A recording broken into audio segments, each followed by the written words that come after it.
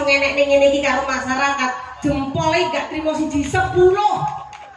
Tepuk tangan. Dan hebatnya lagi Purwosari, tidak swadaya, tidak menarik iuran kepada warga masyarakat. Dana desa dikumpulkan jerih payah para perangkat untuk menyenangkan warga di Purwosari. Masyarakat iki Pak Estu. Angel lho Pak tahun iki mumet lho Pak Estu mumet iki berarti luar biasa. Pak Lurah niku pilihan kanca-kanca perangkat wis tata tenan. Mergi iki sirahe ya umum, apa nek pagelaran koyo ngene iki lho. Nyun sewu sing diaturne Mas Gareng wau leres. Kula mlebet lho sakek katahe penjual enten 1 kilo. Nah, asmane sapa Pak Lurah? Pak Sukatman ta? Nggih, Pak Sukatman. Piyanyine rendah hati, ya ta. Panitia niku Mas Estu tiange bener. Tiange napa niku tiang temen Estu, temen kabeh. Lek didhawuhi Pak Lurah niki nyuwun sewu lho nggih, niki crita anane. Pak Carik niku namine kan Pak Arif. Pak Arif, Mas Arif. Pak Arif ki nggih kula nggih sing diutus kaya bapake. Jenenge Pak Sumawan. Lah ndaya ngene sinden nek jam 4:30 esuk. Lah aku kan yo ora Ya bener kuwi bener kuwi. Yang Ya besok ya ono 4:30 lho. Pas kuwi. aku ora gawe apa-apa. Aku kok gawe daftar kae. Lah ya malah apa kok panjenengane kok rawuh ngene jenengan 4:30 esuk. Berarti to. Lah kuwi ya ono lak wayahe nyombor. Aku ya geragapan lho nek diwayahi mor kok sakmu lho saking disipline piyai to Mas. Nggih aku wis lali ndak gawe apa-apa le. Bapake Mas Arif. Asmane sinten mau? Pak anu sik Pak Sumawan. Pak Sumawan. Sumawan tegese suke piyai enggak becik. Mana iki madhep mantene pangeran tegese piyai kang utun, piyai kang napa niku jenenge tekon agamane. Wan selalu menawan dan dermawan. Aku makanya Pak Mawan teko aku ya dermawan. Kon Pak tradisine jenengan ngoten niku. Iso-iso lah aku yo ora gawe apa-apa tane wedas tok. Pak Sumaman langsung duduk ning kandang ya. Oh, ora ngawur kae. Guyon sak utawa niku saking kagume kula niku lho. Pak Carike muda. Pak Carike Mas Arif muda. Pak Lurah nggih ngoten. Bu camatnya niku Camate cantik. Wonder Woman Pemkab Ponorogo. Tenang kok ya. Ketoke perempuan, tapi jatine niku lanang. Strong. Nggih niku. Bu Lurah Bu camat niku. Piyayine pejabat. Asmane sinten Bu Camat? Bu Hanifah. Bu Siti Hanifah. Siti Hanifah. Siti tegese lemah. Panguripane wong urip ning alam dunya kuwi jenenge lemah. Siti Hanifah. Hani. Apa? Ayo. Hani. Ayo ngawur ilang dasmu lho ya. Ane Pak Dewan iki. Hani itu tegese hanya nikmat. Wah, pinter-pinter. Nikmatnya masyarakat sekecamatan Babatan. Nggih luar biasa. Matur sembah nuwun iki Bu Camat sing sregep niku lek enten wayangan nggih ngantos nenggani timbukan. Nek aku gumun Mbak. Ya napa? Desa-desa teng Babatan ada wayangan bersih desa, bersih desa. Pertanyaannya kapan ya bersih camat ya? Karena ya. Dereng wonten ning muga-muga begini iki digendakan lho Mas. Wong bar kaya ngene rejane kok kecamatan belum pernah kula wayangan te kecamatan.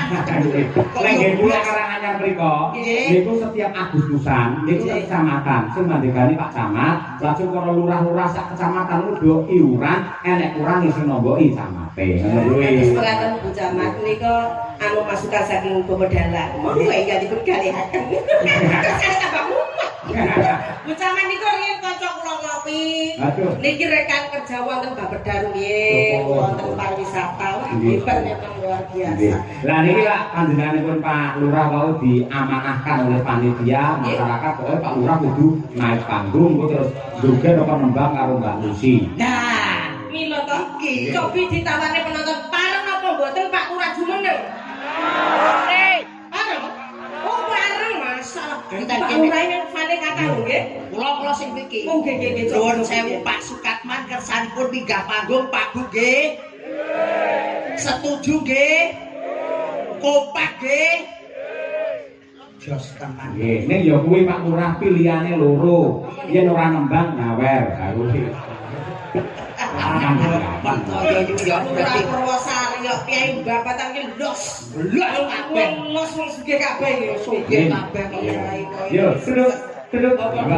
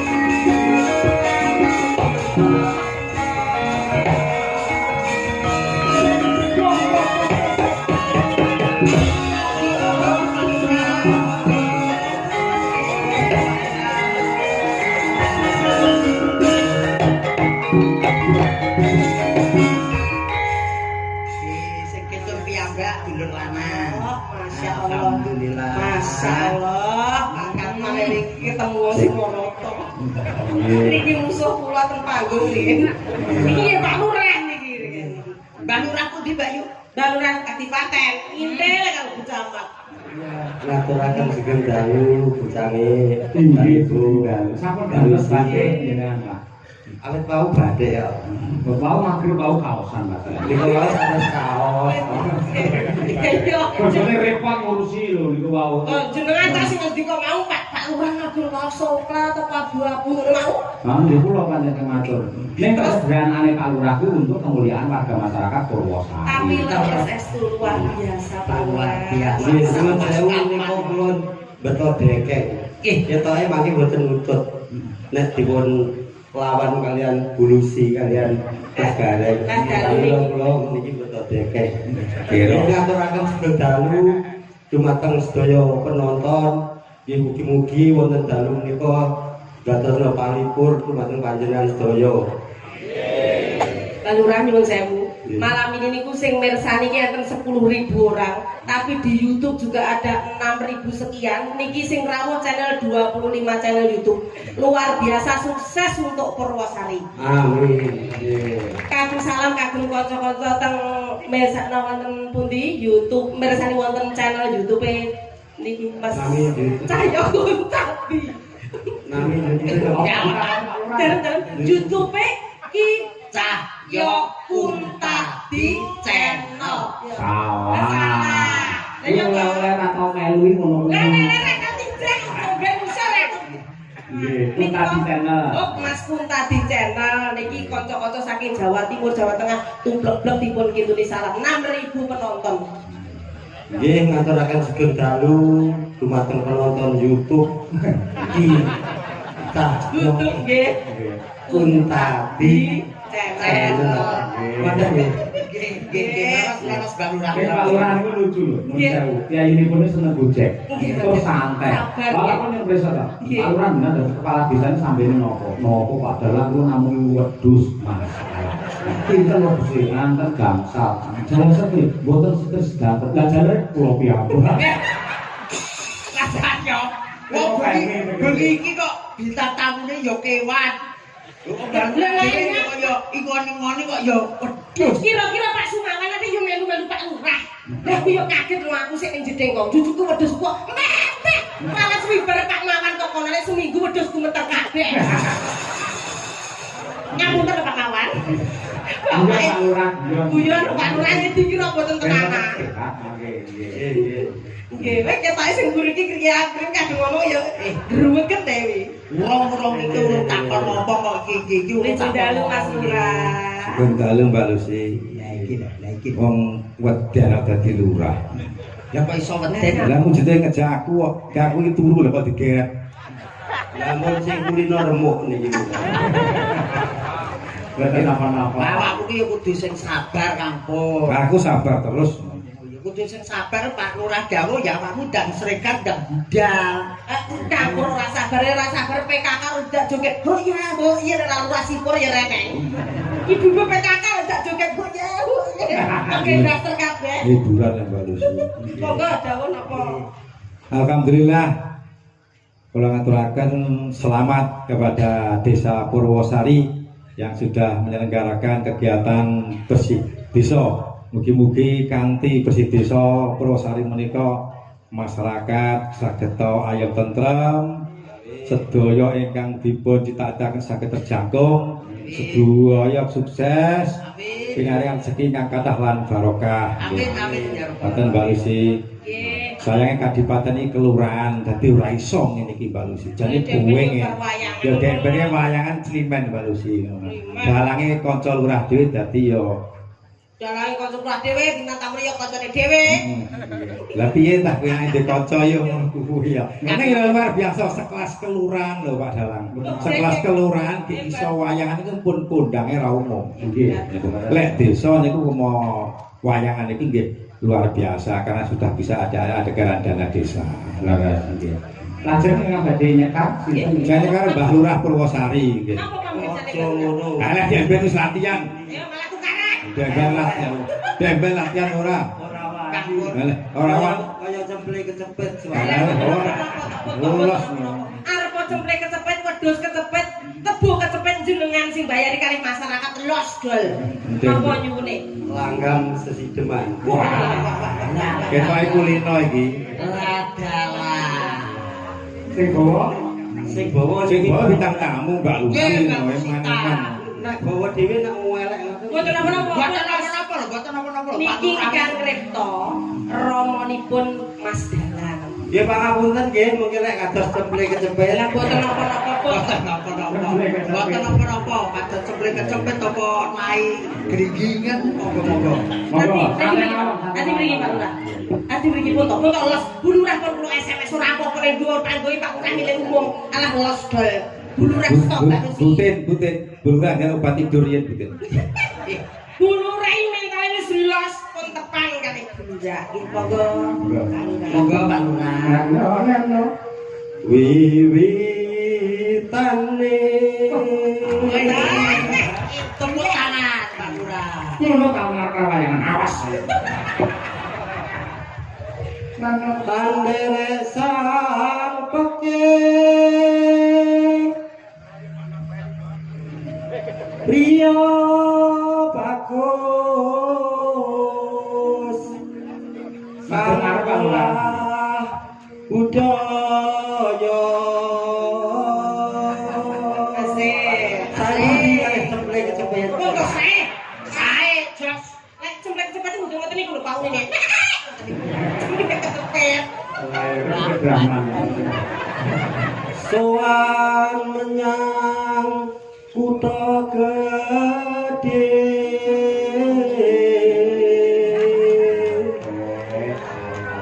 aku diguyu karo niku jane yo wisin aku ya Mboten usah. ben tapi Lah nggih niki Pak dosen Bu dosen kok pun lumrah. Lek swantene apik niku pun biasa niki sarjana seni. Lek awake dhewe swantene apik luar biasa ngoten. Los. bendara terus yung Am tarik napas dulu, tarik napas. Pelan-pelan. Ditahan, hembuskan. Wah. Satu kali lagi. Lah druwedeng wasane persane rileks. sak umur-umur nyanyi wonten ngajenge tiyang kathah tasih niki. Lah, wonten kamar mandi kula nomor setunggal. Lah nggih, niki kagem Kapan yo malah aku boten yo, Mbak. niki latihane kali ibu teng dalem. Yo. Niki latihane kali ibu kok mboten kok bendoro ilang apalane.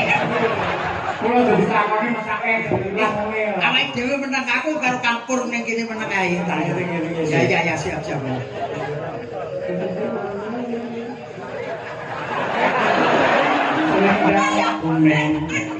Selendang kuning Wong sing walayu tunggal rasane saking bukit Iki yo lali to Pak Urek kaya pinter. Pak Lurah, niku kok teles lonone kenapa? jane kesukaan kaya aku wae. Oh, sabar kula betengi nek keten pun mboten sadredeg. Aku teng mriku Bu Lurah Ijan Bejo tenan kagungan garwa Pak Bapak iki Mas. Piye jujur tenan lho, mangkane tak blosone bendoro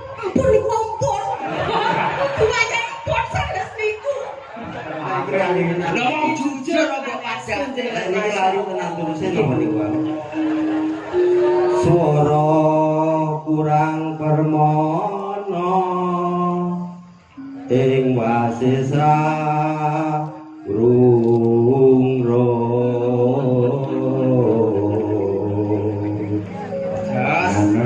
angrurung marang bendara Tya Sulistya pijer ngitake alis aja didemok gledek wae karo dhewe Iki nganggo vibra. Beda nek Mbak Kesi vibrane di sini. Lah ya vibrasine kudune nek lembang terus tresno sasi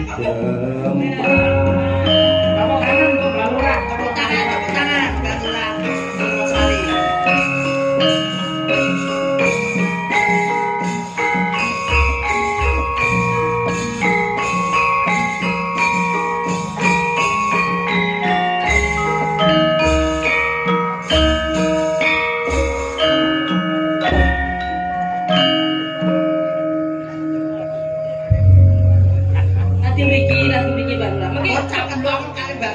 Kula tak tamriki mungkin. Mas Pur kan cari Mas Pur Bang. Tarik napas dulu tanah. Pur susu betul apa? Betul mepet ra apa-apa lho, Pak. Kersane rileks Sing mungkin. nganggapi jenengan, Mbak. Betul mepet ra apa-apa. Ireng matayupan Mas kersane ra dirileks niki. Iki masak lurah karo lurah kok iso luwe kere-keran. Lah niki bolong kene yo Mas Pur iki. Kali Pak Bukan nggih. Monggo. Luwe becik paten Iki Mbak Lurah niki nggih sae jogete Mas. Oh, Mas Pur iki jogete sae.